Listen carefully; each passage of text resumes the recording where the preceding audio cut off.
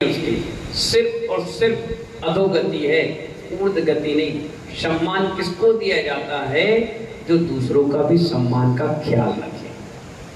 पिताजी बैठे हैं, अब बहू बाल खुले करके बैठे और कहे कि पिताजी आप हमारा सम्मान नहीं रखते। पहले तुम पिता का तो सम्मान करो, मर्यादा तो ध्यान रखो। कभी पुराने समय में बहुएं ससुर के सामने खुले बाल नहीं जाते, सिर ढककर। अभी मत रखो, हम तो आए थोड़ी थोड़ी, ससुर थोड़ी ना। घूंघट रखते थे, चेहरा नहीं देख पाते थे ससुर।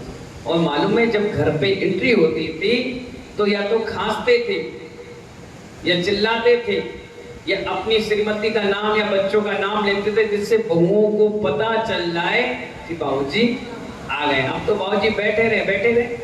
मालूम है अश्लीलता इतनी परोस चुकी गई है टीवी और इंटरनेट के माध्यम से कि बहू बैठी है, ससुर बैठे हैं, बिटिया बैठी है, नंद भौजाई बैठी है, अम्मा बैठी, सब, और पिक्चर चल रही है।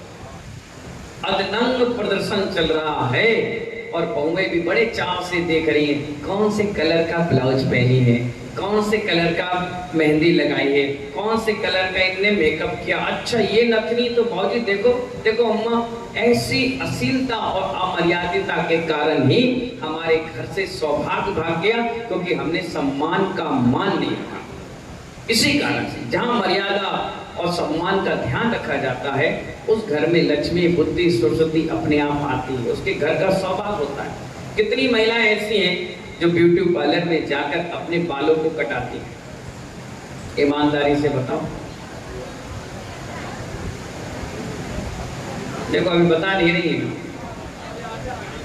देखो झूठ वाली बात मत करो, आज से सुधार कर लो। सुधार करोगे माताओं? मुझे मालूम है सब जाती हैं। अभी देखना नवंबर दिसंबर में शादियों का सीजन होगा ना, तो सब जाएंगी थ्रेडिंग बनाने, ब्लीचिंग कराने और फेशियल कराने और क्या क्या कराती हो, बाल कटवाने, काले करवाने, कर्लिंग करवाने और दुनिया भर का लीपा पोती करने। आधा पैसा तो उस परिवार का इसी चीज में बर्बाद कर। जबकि महानुभाव शास्त्र कहते हैं, पंडित साहब शास्त्र कहते हैं कि महिलाओं को बाल नहीं कटाने चाहिए और पुरुष को बाल नहीं बढ़ाने चाहिए। ये दोनों की मर्यादा है। हमारे यहाँ इसमें भी आएगा, भक्तामृत स्तोत्र में आएगा, जिस महिला के बाल, सुन लीजिए ध्यान से, जिस महिला के बाल कमर तक आते हैं, कहां तक? कमर तक, उसे गजगामिनी की संज्ञा दी गई है। किसकी? गजगामिनी की संज्ञा दी गई है। अगर ऐसी महिला की शादी किसी पुरुष से हो जाए तो पुरुष दिन दुगनी रात चौगुनी तरक्की करता है।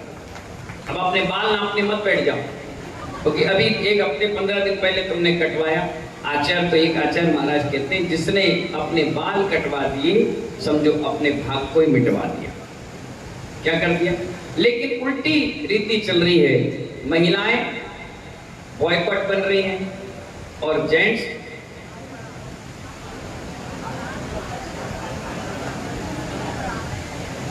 दाढ़ी बढ़ा रहे, बाल बढ़ा रहे। और तो एक नवाब को हमने ऐसा देखा है भेजा लोग को कि आधे बाल यहाँ के है नहीं, तो इतने लंबे किए और यूं कर लिया। मैंने कहा कितने साल हो गए तुम्हें शादी को? बोले 15 साल। मैंने आप किसको पटाने का चक्कर कर रहे हो? आप किसको इंप्रेस करने का चक्कर कर रहे हो? पे क्या होता? मैंने कहा ये जटिल हंसी हमारे सामने मत, कुटिल वाली नहीं चलता यहाँ। जैसे हो, पत्नी है, परिवार है, मस्त रहो, क्या करना। एक तो नकली बिग लगा लिया। क्या लगा लिया? नकली बाल। मालूम है नकली बाल वाले कभी आहार नहीं दे सकते, नकली बाल वाले कभी अभिषेक नहीं कर सकते। क्यों? पता नहीं किसके मरे मराए का तुम बाल चिपका के।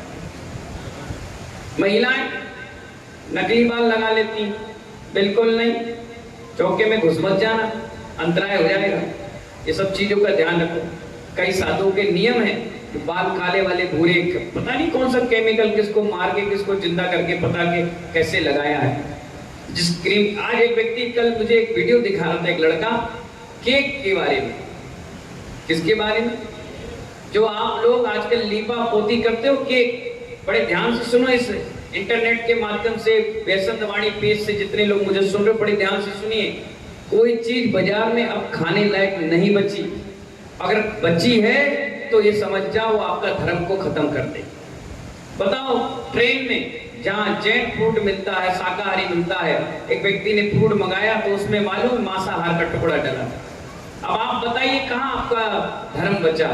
कहीं नहीं बचा। घर में जितना आप खाएंगे बच जाओगे, बाकी सब अपने कर्म के थोक जाओगे, कुछ नहीं कर सकते। जो केक बना उसकी वीडियो आई और वीडियो वायरल हो रही, देखो आप लोग अपने बच्चों के लिए घर पे किए। मेरी माँ थी गृहस्थ में, वो घर में बनाती थी, मैं बहुत लड़ता था, नहीं बाजार से लाओ, क्रीम डलता है, ये डलता है, नाम लिख जाता है। बोले बेटा मैं काजू से बना दूंगी नाम, मैं किशमिश लगा दूंगी, मैं पिस्ता लगा दूंगी, मैं मुनक्के लगा दूंगी, लेकिन मैं तुम्हें बाजार का केक खाने नहीं दूंगी। मैंने कहा क्यों? वो बहुत स्पंज, बोले हम बना देंगे स्पंज का। मैंने कहा उसमें बहुत अच्छा लगता है। बोले बिल्कुल नहीं लगता बेटा, उसमें अंडा डलता है और मैं ये नहीं चाहती तो मेरे कोख से पैदा हुए और अंडा खाकर अपने धर्म को बदला। बिल्कुल नहीं। अंडा होता क्या है?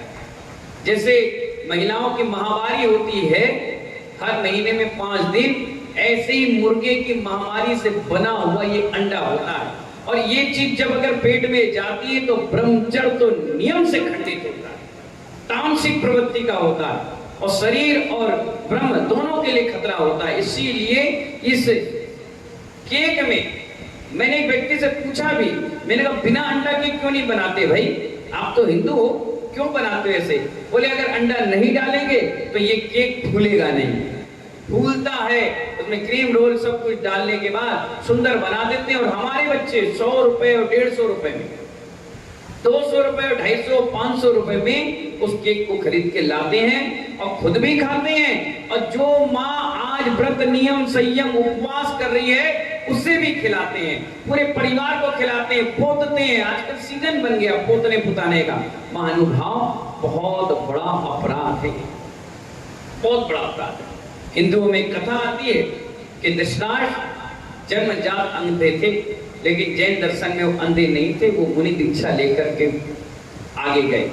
तो उनके लिए कथा आती है, हालांकि जैन दर्शन से नहीं है लेकिन शिक्षा पद है।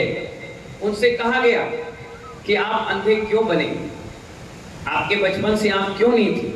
वो पहले राजा के पुत्र थे, हिंदू शास्त्रों के अनुसार वो राजा के पुत्र थे और खाने में बहुत शौकीन थे। आप भी क्या करते हो खाने के शौकीन? अभी भिंड में एक टिक्की वालों को पकड़ा गया। सुनना बड़े ध्यान से, जो तुम चाट चाट के खाती हो ना, इसलिए बता रहे हैं। जितनी बड़ी दुकान, जितने बड़े पकवान, उतना भ्रष्ट कार्यक्रम, समझ जाओ हिंदी में। अब क्या हुआ, वो टिक्की वाले के पास खूब लंबी लाइन लगी, लेडीज जाए 5 रुपए की टिक्की, 10 रुपए की टिक्की, लोग खाएं, भीड़ की भीड़ लगी। तो फ्रूट इंस्पेक्टरों को सब हुआ कि इसके यहाँ भीड़ लगती है, जरूर कुछ गड़बड़ है। और जब उसने पानी को टेस्ट किया तो पानी में क्या निकला मालूम है? तेजाब। क्या निकला? उससे पूछा कि भैया तू तेजाब क्यों डालता है, तू तो सीधे सीधे मार रहा है। बोले हम लिक्विड हल्का सा डालते हैं, इसलिए डालते हैं कि जैसे ये पानी मुंह में लेंगे टिक्की के साथ तो इनको यहाँ पर तीखा लगना चाहिए। और महिलाएं कहती भैया तीखा नहीं बना, और तीखा बनाओ, और तीखा बनाओ, और तीखा बनाओ, और ले चाट चाट के खाती है। वो खाती नहीं है, ये अतड़ियां खराब करती है। जो आजकल महिलाओं को रसोली में कैंसर हो रहा है, महिलाओं की अतड़ियां खराब हो रही है, जेंट्स के लीवर किडनी फेल हो रही है, ये सब इसी अभक्ष खाने से कारण है। घर में बनाओ ना तो घर में वो तीखापन आएगा नहीं। अब आप खुद ही सोच लीजिए वो तीखापन है काहे का? ये इसी का है। जितनी बड़ी बड़ी दुकानें आप देखोगे, जितने बड़े बड़े शोरूम में आप जाकर खा के आओगे, कहीं ना कहीं मिलावट तो है ही। अगर घर में बनाओगे तो वो स्वाद नहीं आएगा, लेकिन स्वाद के चक्कर में आप अपने स्वास्थ्य को क्यों खराब कर रहे हैं? अब आप देखिए, वो राजकुमार थे, खाने के शौकीन थे। काय के शौकीन थे? खाने के। तो जब भी रसोईया खाना बनाता था तो थाली पटक के चले जाते थे, मजा नहीं आया, बेकार है, मजा नहीं आया, स्वाद नहीं आया। और स्वाभाविक है, राजा महाराजा के बच्चे सोना चांदी आभूषण पहनते थे और खुश हो जाते थे। भोजन में तो कुछ भी उतार कर दे देते थे। अब उसको कुछ मिले नहीं रसोई को, तो बेचारा बड़ा परेशान हो। उसने एक दिन छत पर बैठा तो एक हंस आया क्या आया? हंस आया और बैठ गया। उसने देखा है क्यों ना इस हंस को मार के इसके थोड़े थोड़े व्यवस्था उस सब्जियों में डाल दिया जाए। और उसने क्या किया, तीर निकाला और सीधे किसके, हंस के शरीर पर नहीं मारा, आंख पे मारा। क्योंकि अगर आंख पे मारेगा तो उड़ नहीं पाएगा, शरीर पे मारेगा तो फिर भी उड़कर भाग सकता है। उसने आंख पे मारा और झट से पकड़ लिया और उसको मार करके सब्जियों में थोड़े थोड़े उसके तड़के डाल दिए। अब राजकुमार के लिए उसने सब्जी सामग्री रखी, राजकुमार खाया, बोले वाह आज मजा आ गया। राजकुमार को मालूम नहीं था कि इसने क्या डाला है। जैसे आप लोग भोले बनते हो, बस उसने रोज खाया और रोज कभी अंगूठी, कभी चैन, कभी कुछ सामग्री देने लगा। 100 दिन तक उसने भोजन किया और 100 हंसों को मारकर वो खाया। अब 100 खाने के कारण जब इसका जन्म दृष्टांत के रूप में हुआ तो जनजात क्या बन गए, अंधे बने, क्योंकि आंख फूटी। जबकि तुम्हें मालूम था नहीं था ना, अनजाने में खाया। फिर भी निमित्त निमित्त के संबंध कहां जुड़े, आंख से अंधे बने। और एक एक बच्चा धीरे धीरे 100 के 100 पुत्र उनके धराशायी एक्सपायर हो गए। किस कारण से? सिर्फ खाने के कारण से। अभी भी कई गर्भवती महिलाएं हैं जिनको दूल्हा उड़ता है, चाउमीन लाओ ना, सुनो जी चाउमीन लाओ ना, बहुत दिन से बर्गर नहीं खाया, बर्गर ला, मोमोज लाना, फलानी दुकान से लाना, टिक्की लाओ, मैं बहुत मन कर रहा है। अब ऐसे जहरीले अभक्ष पदार्थ खाओगे तो जो छोटा सा बेबी है वो काना, लूला, लंगड़ा, अंधा, भेड़ा ऐसा पैदा होता है। क्योंकि आपने कहीं ना कहीं निमित्त ऐसे मांसाहार का संबोधन कर दिया, सपोर्ट कर दिया जिसको आपको जानकारी नहीं थी और खा लिया। अब खाने के बाद क्या हुआ, उस बच्चे पर वो असर पड़ा। इसलिए बच्चा जब जन्म लिया तो शरीर से सीख है लेकिन दिमाग से अब सीख। आंख टेढ़ी मेढ़ी सी होगी, यहाँ मुंह कटे से होंगे, कान छोटे होंगे, छंगा होगा, आधी उंगली चिपकी होगी, कहीं हार्ट पे दिक्कत, कहीं किडनी पे दिक्कत। अब आप ले लेके भाग रहे हो, महाराज कोई आशीर्वाद दो ना, कोई मंत्र दे दो ना, कोई ये कर दो ना, अब कुछ नहीं होगा क्योंकि आपने गर्भावस्था में ही ऐसे गलत काम कर लिए। अब तो उसको जिंदगी भर आपको भोगना पड़ेगा। इसीलिए मैंने कहा जिसका खान पीन ठीक है उसका खानदान सही है। इसलिए महिलाओं को बाल नहीं कटाने चाहिए, ऐसी चीज सौंदर्य प्रसारण कभी नहीं पूछना चाहिए जिसमें ना जाने कितने जीवों की हिंसा भरी। मौन बद्दुआएं बहुत लगती हैं जितने बोल के नहीं लगते। ये मौन बद्दुआएं हैं जो आप घर में जाकर एक चैन की नींद नहीं सो पाते। हम लोग तो खूब अच्छे से सोते हैं, बढ़िया मस्त, कोई टेंशन नहीं, कोई इन्फेक्शन नहीं। क्यों? क्योंकि शुद्ध खाते हैं, शुद्ध सोते हैं, शुद्ध आचरण से जीवन जीते हैं। तो मैं बता रहा था कि सौभाग्य यानी अपने बाल को बिल्कुल भी नहीं कटाना। आप जाइए, जब छत्तीसगढ़ कभी जाओ या उनके नेट पर सर्च करके देखना, छत्तीसगढ़ के पूर्व मुख्यमंत्री थे डॉक्टर रमन सिंह, क्या नाम था, उनको देखना। उनकी पत्नी हाइट में कम है लेकिन उनके बाल सिर से लेकर के नीचे पैर तक इतने मोटे। मैं जब वहां पर छत्तीसगढ़ गया, मेरी गोद भराई हो रही थी, तो सबसे पहले गोद भराई मुख्यमंत्री ने की मेरी। मैं उनके घर पर गया, लेकर गया, मुझे छुल्लक था, तो पूरी गोद भराई हुई, बहुत अच्छा सम्मान दिया उन्होंने। तो मैंने उनको बोल कर आया था कि आप अपने बाल मत कटवाना। बोली महाराज जी मैं बाल नहीं कटवाती। मैंने कहा अच्छा, इतने लंबे रखती? बोले हाँ, मेरी ये जितनी फ्रेंड है सब कहती है भाभी जी थोड़े छोटे कर लो, अच्छे कर लो, ये कर लो। मैं कहती हूँ नहीं, मैंने एक बार कटवाए थे तो हमारे यहाँ नक्सली हमला हो गया, इनके मुख्यमंत्री की ये कुर्सी डामाडोल होने लगी। दूसरी बार फिर कटवा लिया हल्के से, फिर उदम हो गया। तो उस दिन से मैंने नियम ले लिया। सारे साधु संत कहते हैं कि ये बाल के कारण इनका सौभाग्य है। इतनी बड़ी बात कौन कह रहा है? उनकी धर्मपत्नी वीणा सिंह। सोच लीजिए, आप तो जैन है, आपके शास्त्रों में निकल कर आया, कभी जेंट्स को बाल लंबे नहीं करना चाहिए और महिलाओं को बाल छोटे नहीं करना चाहिए। ये सौभाग्य है। गजगामनी की संज्ञा दी गई और गजगामनी उसे कहते हैं जो 4 चूल्हों को एक चूल्हे में बदल दे। एक चूल्हे को 4 चूल्हे में नहीं, एक चूने पता था। इतना पावर होता है इस बाल के लंबे रखने से। साफ सफाई करके रखें, व्यवस्थित रखें और जितना हो सके इस चीजों से बचने का प्रयास करें। इसी को कहते हैं सौभाग्य, सम्मान, संवर्धक। फिर क्या होगा? अगर आप देवरानी हैं तो आपकी जेठानी आपका सम्मान करेगी, अगर आप जेठानी हैं तो देवरानी आपकी सम्मान करेगी, और आप अगर सास हैं तो वही आपके सम्मान करेगी। अगर आप कहीं मोहल्ले परिवार में हैं तो मोहल्ले वाले आपका सम्मान करेंगे। उससे इतना अटैचमेंट रहता है कि उसका प्रभाव आसपास क्षेत्र में भी जाता है। कभी हमारे मंच पे भी आओगे तो हम भी सम्मान करेंगे। देखो कितनी अच्छी महिला है, कितना अच्छा इसका सौभाग्य और सम्मान बढ़ाने वाला ये काम है। ठीक है ना? कई ऐसी महिलाएं हैं जो घर पे आते ही ऊधम मच जाता है, लड़ाइयां हो जाती हैं, वो समझो सिस्टम सही नहीं है। इसलिए सौभाग्य बढ़ाना है और सम्मान बढ़ाना है, तो इस काम को हमेशा पढ़ना चाहिए। पढ़ें, शुद्ध करें। चित्रम किमत्र यदि ते त्रिदशांग नाभि, नाभि नहीं बोलना है, रा नीचे है ना, वो ऊपर जुड़ जाएगा। तो क्या बोलोगे? नाभिर, फिर नाभिर हो गया। नीतम मना गपि मनो न विकार, वी है वी, विकार मार्गम। बहुत सरल काम है, बिल्कुल सरल। शुरुआत के 4-5 कठिन थे, बाकी पूरे 48 में कोई दिक्कत आपको नहीं आई। कल्पान, काल, मरुता, चलिता, चलेन, चलेना नहीं बोलना, क्या बोलोगे? चलेन। किम छोटा की है ना, तो बोलो किम मंद रात्रि, रात्रि शिखरम चलितम कदाचित, चित्त नहीं बोलना है, चित्त ता छोटा है ना, कदाचित बोलो, कदाचित। हो गया?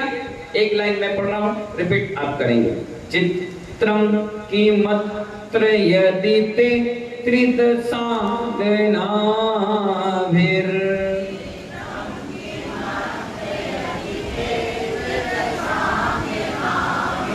नीतम मनागपि मनो न विकार मार्गम।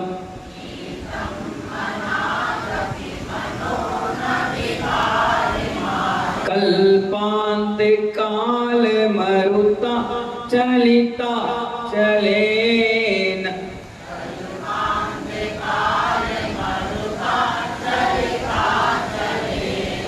किम मंद्रादि शिखरम चलितम कदाचित।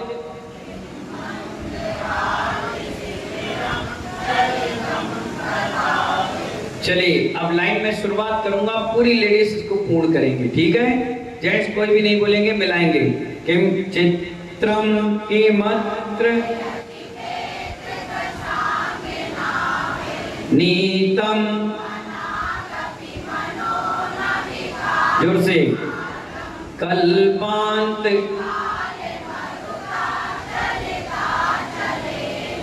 किम मंद,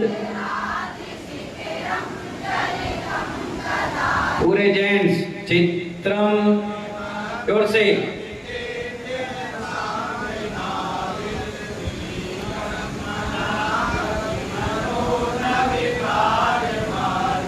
कल्पांत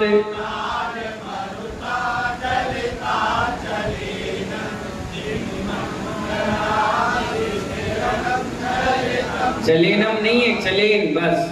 जबरदस्ती के पॉइंट मत जोड़ो, ये तो गड़बड़ हो जाएगी। अब सब लोग एक साथ पढ़िए। चित्रम,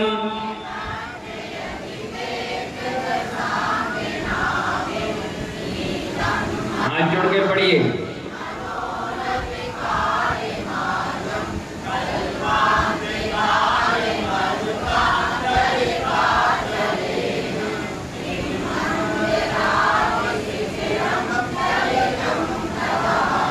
बहुत सुंदर, बहुत बढ़िया। एक बार अपने लिए ताली बजा लीजिए, बहुत बढ़िया।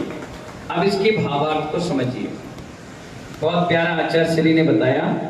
हे नाथ, किससे बोल रहे हैं? किससे? आदिनाथ से। कौन कह रहा है? आचार्य मामतो स्वामी महाराज। हे नाथ, प्रचंड पवन के द्वारा भी क्या मेरु पर्वत हिलाया जा सकता है? क्या कह रहे हैं? प्रचंड पवन। प्रचंड पवन का मतलब हवा तो तेज चलती है, पहाड़ के पहाड़ उखड़ जाते हैं। छठम काल के अंत में ऐसे ही सीन आएगा, पहाड़ के पहाड़ धूल के समान हो जाएंगे, बिल्कुल चूरा। इतनी जोरदार हवा चलेगी, और ऐसी हवा क्या सुमेरु पर्वत को हिला सकती है? हैं?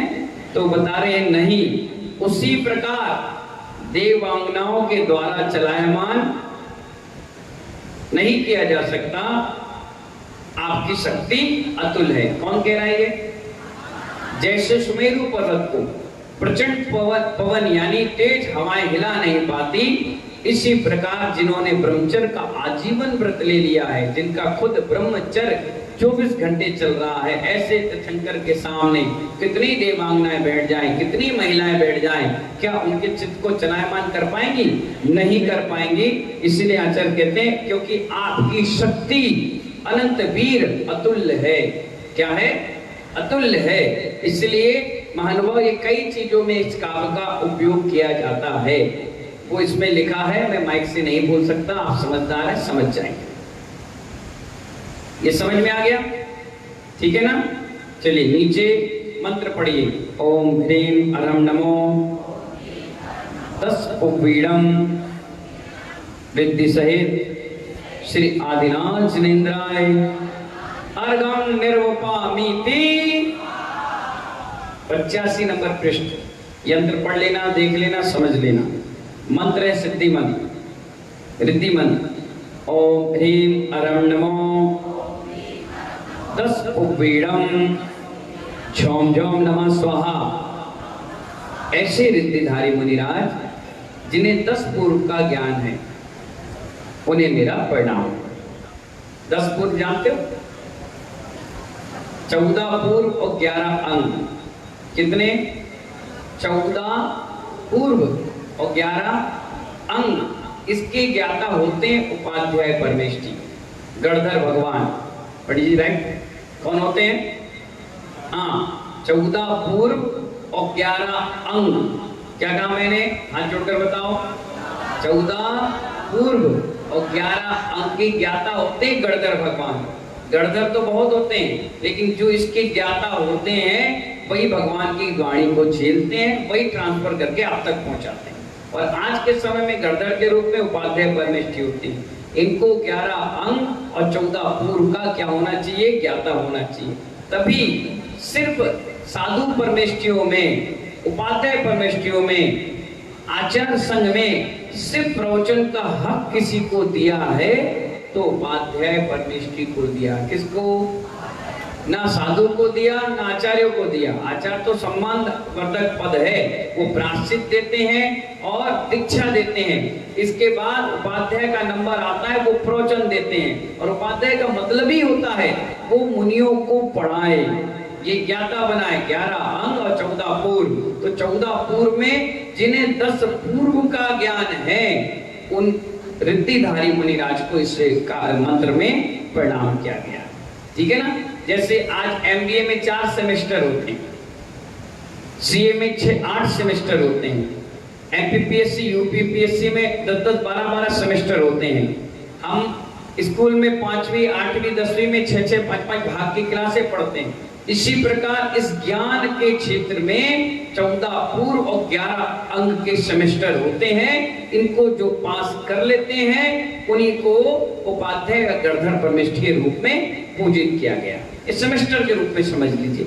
इस चीजों का पिछली तपस्या, पिछला हमारा 6 उपसम रहता है, इसी के कारण ये ज्ञान हमारा तीव्र गति से बढ़ता है। कहते हैं ना, मुनि महाराज को पूरी चीज याद क्यों हो जाती है? पहली बात ये कि उनके अंदर कोई संकल्प विकल्प नहीं रहता। फालतू की परचर्या, फालतू के प्रपंच उनके माइंड में आते ही नहीं, वो बाहर ही निकल जाते हैं।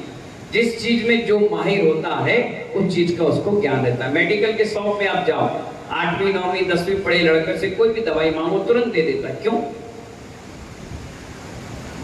उस चीज में वो माहिर होता है, दिन भर उसका काम ही यही है। तो साधुओं का काम ही ज्ञान अर्जन है।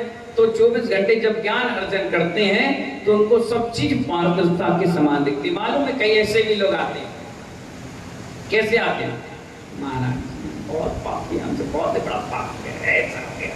एक मिनट में भाप जाएंगे कि कुटिल हंसी हंस रहा है या कुटिल भाव कर रहा है, ये क्या। लेकिन साधु कभी तुम्हारे मुंह पर नहीं कहता कि तुम्हें बुरा लग जाएगा। अच्छा, अरे कब हो गया,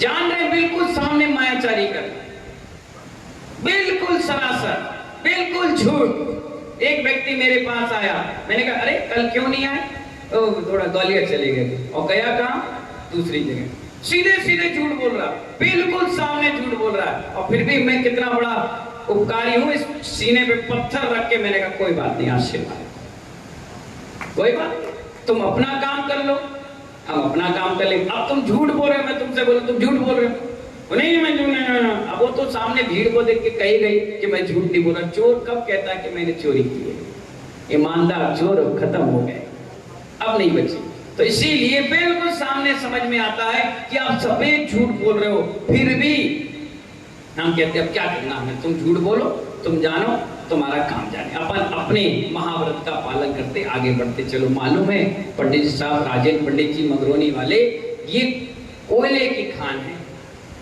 पंचम काल क्या है, कोयले का बड़ा सा गुफा है और इसमें निर्गन साधु को छोड़ दिया गया कि जाओ तुम इस कोयले से बचकर उस मोक्ष मार्ग को प्रकट करो, जाओ।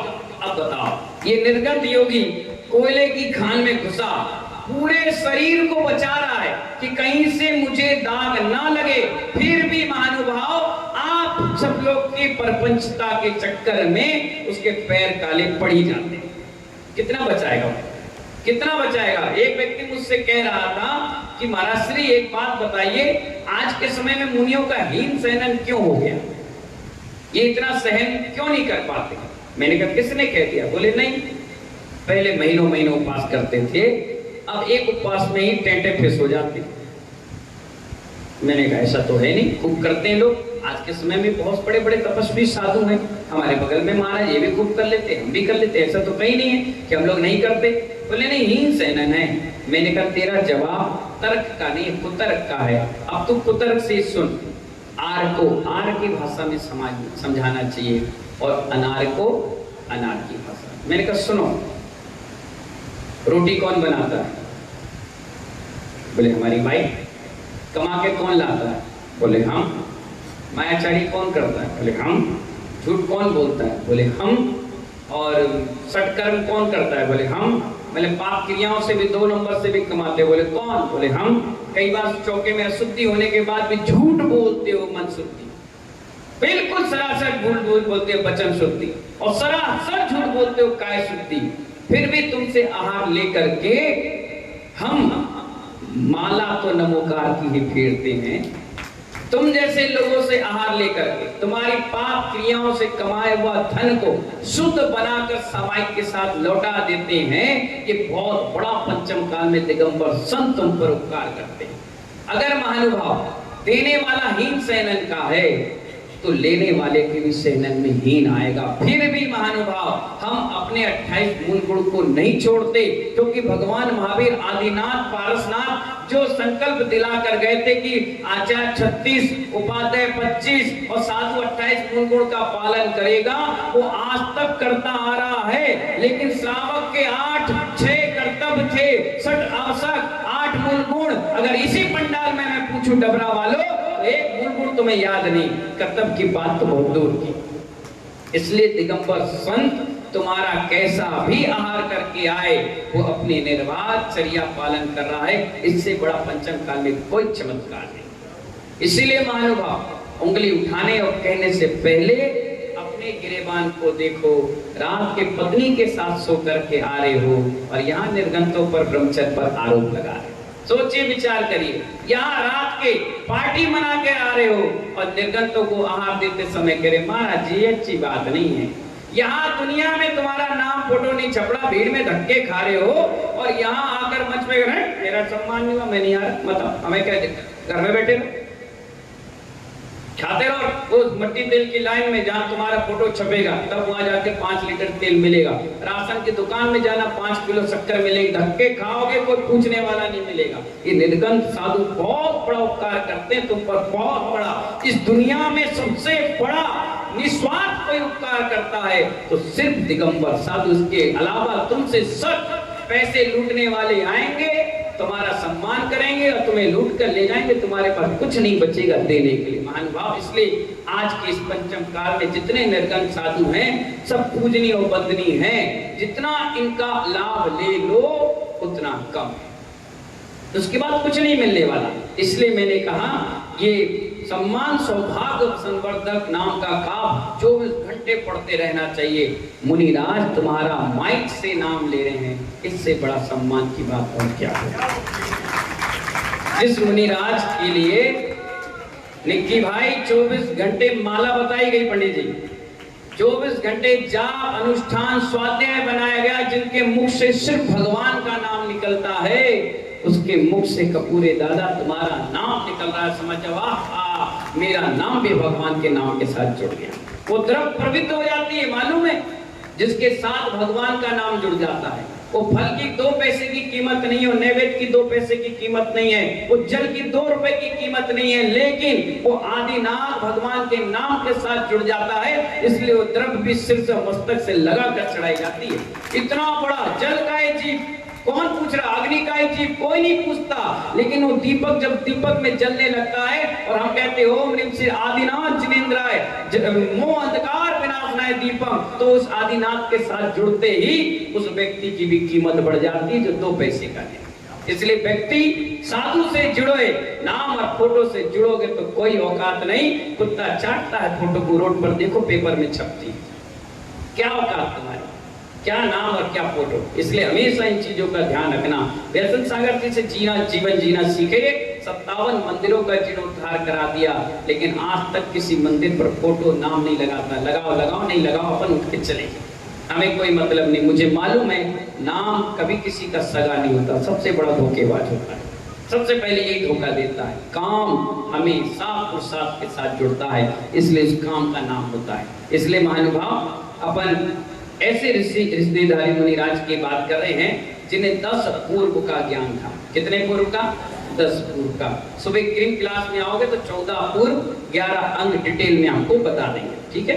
अब इसका सिद्धि मंत्र पढ़िए, जब सिद्ध करना हो तो इस मंत्र का उपयोग करेंगे। ओम नमो भगवती, जोर से बोलिए, गुणवती सुसीमा पृथ्वी वज्र श्रृंखला मानसी महामानसी स्वाहा। ओम नमो अचिंत बल पराक्रमराय सर्वात् काम रूपाय राम ह्रीं क्रोम श्रीम नमः। क्रोम भी बोल सकते हैं, ओम भी बोल सकते हैं, दोनों मंत्र सही है, ठीक है ना। जिसके जैसे जीव लौटे वैसा वो मंत्र का प्रयोग करें। विधि सुनिए, स्नान करके लाल रंग के वस्त्र धारण कर लाल आसन पर बैठकर मूंगा की माला, किसकी लाल होती है, मूंगा की माला चांदी में, पीतल में, तांबे में नहीं, सोने में ही पहनी जाती है। किसमें? सोने की माला हो, मूंगा की माला हो, तब वो परफेक्ट और प्रभावशाली होती है। लाल रंग की माला 14 दिन तक प्रतिदिन 15वें नंबर का काव सिद्धि मंत्र का स्मरण करते हुए दशांग धूप क्षेपण करना चाहिए। प्रतिदिन एकासन करना चाहिए। एकासन और ब्रह्मचर्य और पाटे पे सहन, ये तो शुरू से एंड तक आपको मिलेगा। किसी में नहीं कहा गद्दे में सोना चाहिए। तपस्या करोगे तो उसका पुण्य और सौभाग्य तुम्हें मिलेगा। तुम लोग क्या करते हो उपवास के दिन भर सोते हो, इसलिए उपवास करे चाहे ना करे सब बराबर। कल देखा महाराज ने उपवास किया, ये गद्दे पे सोए मिले, क्या ओढ़ के बैठ, चुपचाप शांति से पूरा मेहनत, उठना बैठना दिन भर बोलना सब किए और उपवास आनंद। तभी तो मुनियों की उपवास में निर्जरा होती है और तुम्हारे पुण्य की वर्धना होती है, बस और कुछ नहीं। चलिए गुण सुनिए इसका। उपरोक्त रिद्धि मंत्र द्वारा 21 बार तेल मंत्र कर मुख पर लगाने से राज दरबार में प्रभाव बढ़ता है। जितने लोग विधानसभा सांसद, चेयरमैन इस सब के बीच में बैठते हैं, समाज के ज्यादा उठना बैठना है, सोशल वर्क करते हैं, अगर इस मंत्र को पढ़ करके अपने मुख पर लगा लें तो उसका प्रभाव अपने आप में पड़ता है, सम्मान भी प्राप्त होता है, लक्ष्मी की भी प्राप्ति होती है। इस रिद्धि मंत्र के बार बार स्मरण करने और भुजा पर बांधने से ये दोनों चीज भी ठीक रहती। कई लोग की ऐसी प्रॉब्लम है, पुस्तक में लिखा है, पढ़ लीजिएगा, ये भूलने की चीज नहीं। इस चीज का भी बहुत बड़ा इफेक्ट आपके ब्रह्मचर्य का पड़ता है। इसमें दोनों चीज लिखिए, समझ लेना, पढ़ लेना, नहीं समझ में आया तो पूछ लेना, ठीक है। तो इस प्रकार से 15वें नंबर का काम आज आपका पूर्ण हो गया।